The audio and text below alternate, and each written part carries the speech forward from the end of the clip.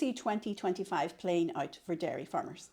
Yeah, I certainly hope it's going to be a good year, Francis. When we look at where things were in 2024, it was a reasonable year. It was a year of two halves. But what I've been saying to people over the last number of months as we've met through supplier meetings is that I do believe 2025, the milk price on average will be higher than 2024. It'll be a different type of year, 2024.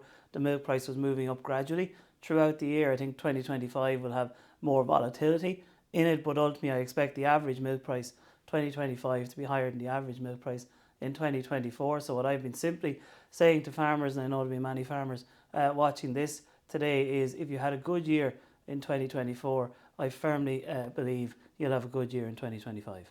And just looking back on 2024, where do you think it ended for dairy farmers? Yeah, I think 2024 was a year of two halves. When I look at it, I think you've got to look at the short term and the medium term. I think we made great progress in the short term. I can only speak from a Lakeland Dairies perspective, but we had a good year. That was evidenced in our loyalty payment of 0.8 cent per litre and 0.65 pence per litre, which we will be paying out in January of this year. So I would say when we come to look at profitability from a processor perspective, 2024 will have been a better year than 2023, but obviously 2023 was a very challenging year for everybody. If I look at it then from a farmer perspective, history buries the detail. And because there was a strong back end, people say 2024 was a really good year. But I think it's important for us to remember the start of 2024 was brutal for farmers. If you look at how wet the spring was, you look at the amount of feed that had to be purchased, you look at how long it took cows to get out onto grass. We then had a challenging summer and we had a very strong back end where prices were good, margins were decent and milk flows were good. So I would say on the whole, 2024 was a good year for farmers, but we shouldn't forget it was a very, very challenging year. And when we look out to 2025, the same as any year, the weather will have a huge impact. So I believe pricing will be good, but ultimately the weather will have a big impact on margins and mood for farmers. And very difficult to predict, but are there any indicators of where milk price is headed? Well, if we look at it today, if we assume from an ROI perspective, France is in around the 50 cent a litre as we close out the year. If you were looking at futures at the moment, you would say that there's volatility in that over the next period. But I will be clear that the average price for 2025 will be higher than the average for 2024. The absolute ultimately will track the market, but I will be positive that the average will be stronger than 2024. And you referenced the loyalty payment there. How important do you believe that is for farmers? Yeah, well, I think like anything, money is never refused. Farmers watching in today will know that money, no matter when it comes, at which time of the year, is very welcome. We paid it out because ultimately we had a strong second half to the year. And as I referenced, people had a very tough first half to the year. So we want to reward that loyalty. So I think the loyalty payment is exactly like milk price movements on a monthly basis. They're very, very important for the farmers that are looking in today, because ultimately that's what drives the income, firstly for the farm, for the household, and ultimately that's how people can ultimately drive growth into the future. And do you see the milk pool becoming more competitive on the island? I think the milk pool on the island today is very, very competitive. We've probably got slightly different systems north of the border and south of the border. I think the cooperative movement is a fantastic piece for Irish dairy. Probably gives us an advantage versus some of our counterparts. And when I go to a supplier meeting, it's great to see everybody who's there as part of a co-op that's been in existence for 130 years and plans to be around for a hell of a lot longer. Will there be movement between cooperatives? Of course there's potential in that. We've seen some purchasing groups or buying groups, as they call themselves, over the past period of time. I fully understand why people would want to gather in a group like that. But what I say to people is, as a cooperative, you're part of the biggest buying group on the island.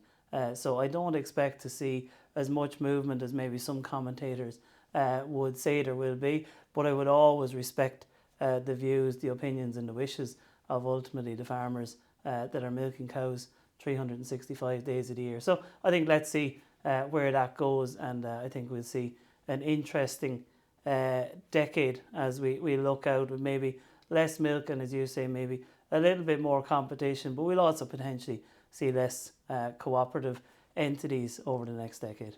On the succession issue, where does Lakeland stand? Yeah, well, look, we're very keen to get people into farming. We tend to talk about young farmers. Myself, I don't fully believe it's all about young farmers. I think it's all about farmers, inclusivity, everybody being involved in the cooperative. I referenced that we've had 500 new entrants. Probably the biggest thing that we have had over the last 3 to 4 years is the land mobility scheme. So what that's effectively doing is matching up people who are looking to get out of farming and people who are maybe looking to get in but don't have the land platform. So what we've done since 2020 is we've had 10,000 acres transfer through that system. So what that has meant is 10,000 acres which potentially would have left dairy farming have stayed in dairy farming because we've been in a position to match people up. And I guess a high profile person on that is Christopher Cahill, who's come through that programme, and Christopher obviously the FBD Young Farmer of the Year for 2024 and a great exponent of that programme and of Lakeland Dairies and progressive farming. So that's something on the land mobility. If you look at our sustainability programme, which pays out half a cent and half a p each month in terms of milk price, one of the options there is for a joint shareholding. So that could be usually the parent on the farm, maybe having a joint shareholding with their spouse, with their son, with their daughter, whoever it might be. And we're seeing that that's having a huge impact. So a lot of people who would have had a single ownership in the cooperative now going to a dual ownership, bringing in, as I said, a son, a daughter, a spouse, whatever it is. And we're a better society for that, because the most important thing for us is we've been around for 130 years. We're dependent on the farmers looking in today to continue to drive the society forward, because ultimately if there's not milk, number one, we have an issue, but number two, if there's not participation in our society, like any club or society on the island, cease to be vibrant and ultimately cease to exist. And what do you see as the key challenges now coming into 2025? Yeah, well, I think when you look at the key challenges, the obvious one will always be weather. We'll never be in a position to manage that. So if I look at that in terms of the day-to-day, the other big one will be price volatility. I do think it's going to be a reasonably good year.